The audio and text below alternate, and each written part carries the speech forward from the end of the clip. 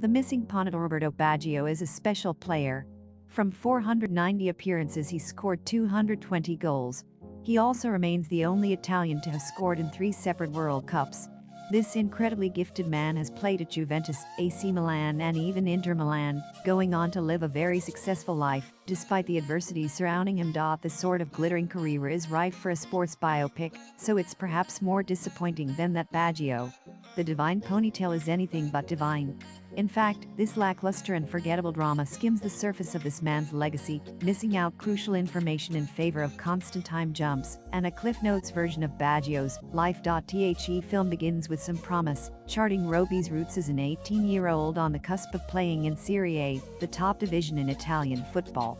Between the estranged relationship with his father and a career-threatening injury, Roby battles back through grit, determination and his newfound faith after finding Buddhism. This forms the crux of Roby's character, as the film skips forward sporadically, missing crucial characterization while the movie rockets through this man's life.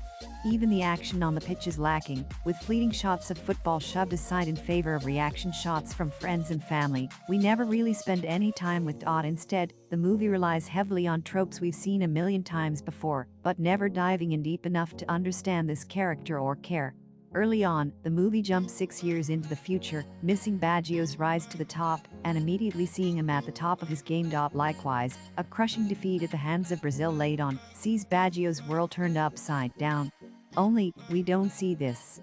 Instead, the movie jumps forward 6 years, rather than allowing Andrea Arcangeli to really dive into the psyche of this character and pour his emotion into this. The result is a film that feels like it's in such a hurry to tie everything together that it's missing crucial scenes that were chopped and spliced together hurriedly in the editing room. There's just no emotion here, flatlining this movie into an indifferent football flick rather than a genuinely moving and emotional drama.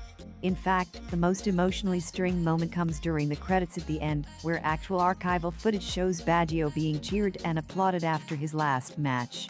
If that doesn't tell you all you need to know about this film, I don't know what will. This is a tepid, forgettable biopic that doesn't do this Italian legend justice.